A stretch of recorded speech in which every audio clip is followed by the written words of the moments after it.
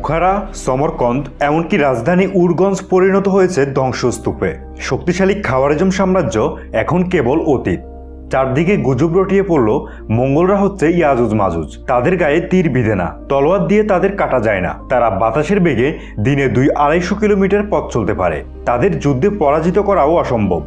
Genghis Khan একের পর এক বিজয় কেবল তীর ধনুক বা গান পাউডার দিয়ে নয়, বরং আতঙ্ক ছড়িয়ে অর্জন করেছিল। তার সাম্রাজ্য ছিল মানুষের কাটা মুন্ডুর পিরামিডের উপর দাঁড়িয়ে থাকা আতঙ্কের সাম্রাজ্য। গোটা মধ্য এশিয়া যখন নরকে পরিণত হচ্ছে, তখন অপরাজেয় মঙ্গল বাহিনীর বিজয়রথের লাগাম টেনে ধরে এক তরুণ সাহসী যোদ্ধা।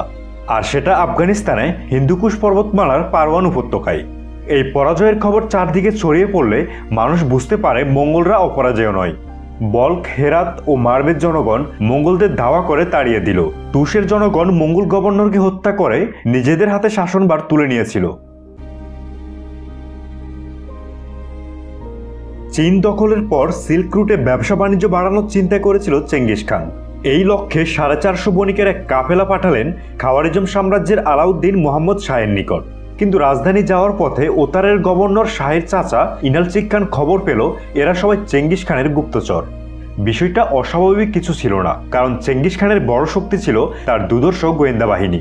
চেঙ্গিস খান নিশ্চিত জয়ের ব্যাপারে তথ্য ছাড়া কোনো যুদ্ধে নামতেন না, আর এই যাবতীয় তথ্য নিশ্চিত করত তার দুর্ধর্ষ গোয়েন্দা বাহিনী।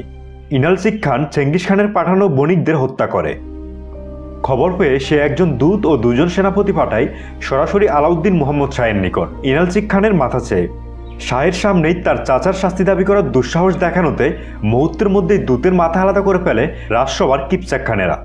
অবশ্যম্ভাবী এক যুদ্ধ পরিস্থিতিতে জড়িয়ে পড়ে খাওয়ারিজম সাম্রাজ্য। মঙ্গল বাহিনীকে সম্মুখ যুদ্ধে মোকাবেলার পরামর্শ দিয়ে তোপের মুখে পড়েন শাহজাদা জালালউদ্দিন এবং প্রধান সেনাপতি তৈমুর মালিক। আলাউদ্দিন মোহাম্মদ শাহ তার শহরের দেয়ালের পিছনে সুরক্ষিত থেকে মঙ্গল বাহিনীর অবরোধ প্রতিরোধ করার সিদ্ধান্ত নিল। কিন্তু সে জানত না যে চেঙ্গিস খানের সেনাবাহিনীতে রয়েছে চীনের দক্ষ সিজ ইঞ্জিনিয়ার এবং গান পাউডার।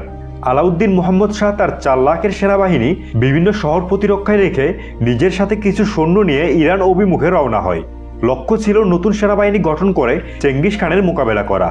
চেঙ্গিস খান তার সেনাপতি সবুদাই ও জেবের নেতৃত্বে 20,000 সৈন্য পাঠায় আলাউদ্দিন মোহাম্মদ শাহকে তাড়া করার জন্য। শাহ তাদের সাথে যুদ্ধ না করেই পালিয়ে যায়। 1220 খ্রিস্টাব্দের ফেব্রুয়ারিতে মঙ্গল বাহিনীর হাতে বুখারা, এর 1 মাস পর মার্চে সমরকন্দের পতন হয়। শহরগুলোর বাসিন্দাদের মাঠে জড়ো করে নির্বিচারে হত্যা করা হয়েছিল। ডিসেম্বর 1220 খ্রিস্টাব্দে পলাতক অবস্থায় আলাউদ্দিন মোহাম্মদ শাহ মারা যায়। মৃত্যুর আগে তিনি তার ভুল বুঝতে পারেন এবং উত্তরাধিকারী হিসেবে নিযুক্ত করেন শাহজাদা জালালউদ্দিনকে। সুলতান জালালউদ্দিন রাজধানী উরগঞ্জের দিকে রওনা হলেন। সেখানে 90,000 সৈন্য ছিল, কিন্তু শহরের ক্ষমতাধর কিপচাক খানরা তাকে সুলতান হিসেবে অস্বীকার করে। পরিবর্তে তার ছোট ভাই উজলাক শাহকে অগ্রাধিকার দেয়। আবার অনেকেই গোপনে যোগ দেয় চেঙ্গিস খানের বাহিনীতে। অবস্থা বেগতিক দেখে জালালউদ্দিন মাত্র 300 জন বিশ্বস্ত তুর্কমেন অশ্বারোহী নিয়ে উরগঞ্জ ত্যাগ করে নিশাপুরের উদ্দেশ্যে বের হন। সেখানে একটি সেনাবাহিনী গড়ে তুলতে চেয়েছিলেন, কিন্তু মঙ্গলদের অপ্রত্যাশিত আগমনে তিনি নিশাপুরও ত্যাগ করেন। এবার তার গন্তব্য গজনি। পথে আমিন মালিক তার সৈন্যদের নিয়ে জালালউদ্দিনের বাহিনীতে যোগ দেয়। চেঙ্গিস খান জালালউদ্দিনের যুদ্ধ প্রতিভা নিয়ে অবগত ছিলেন, তাই তিনি কোনো ঝুঁকি নিতে চাইলেন না। তার পালক পুত্র শিগি কুতুকুকে একটি শক্তিশালী মঙ্গল বাহিনী নিয়ে জালালউদ্দিনকে ধাওয়া করতে পাঠায়।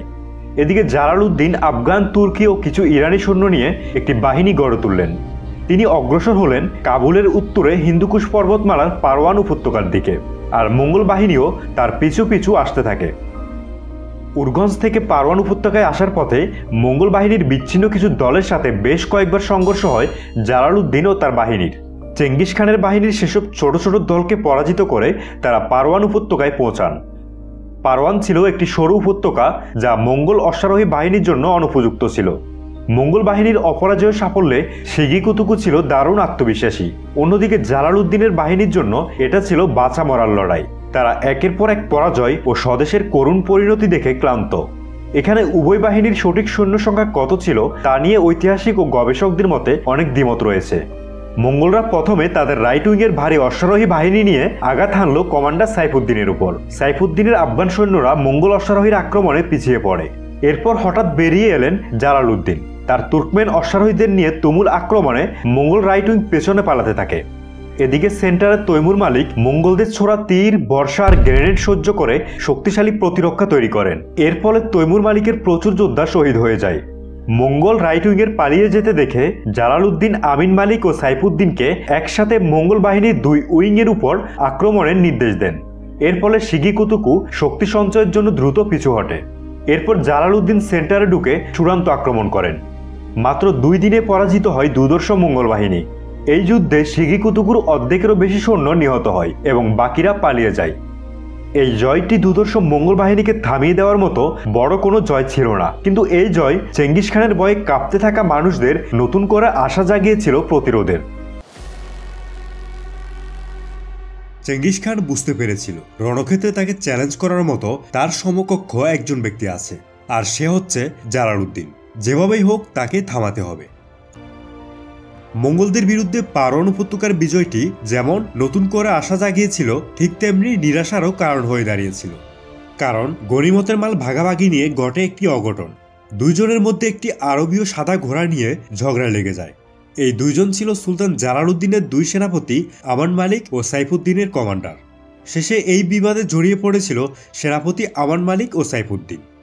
এমন ক্রান্তি লগ্নে যেখানে মঙ্গলদের বিরুদ্ধে লড়াইয়ের পরিকল্পনা হওয়ার কথা ছিল, সেখানে সামান্য এক আরবীয় ঘোড়া নিয়ে নিজেদের মধ্যেই বিবাদে জড়িয়ে পড়েছিল।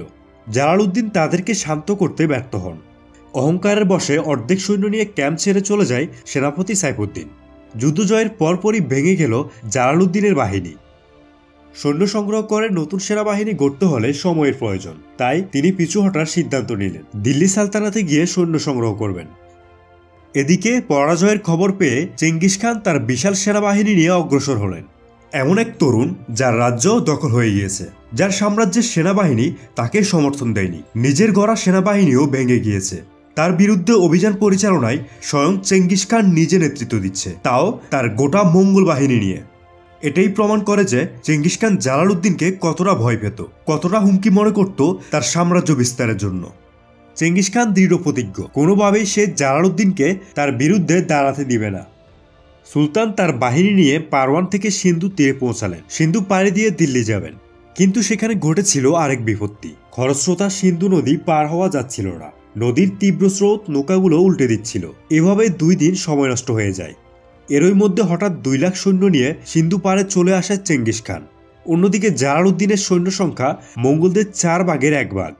দুপাশে পাহাড়, পেছনে খরস্রোতা নদী, আর সামনে শত্রু, যারা এতদিন শহরের পর শহর ধুলোর সাথে মিশিয়ে দিয়েছিল। সেনাপতি সাইফুদ্দিনের তার সৈন্যদের নিয়ে চলে যাওয়াতে জালালউদ্দিনের লক্ষ্য ছিল যুদ্ধ না করে দিল্লিতে গিয়ে সৈন্য বাড়ানো, কিন্তু চেঙ্গিস খানের লক্ষ্য ছিল জালালকে সিন্ধুর তীরেই থামিয়ে দেওয়া। তা না পারলে যে শক্তিশালী সেনাবাহিনী গঠন করে মরণ কামড় দিবে চেঙ্গিস খানেরই গাড়ে।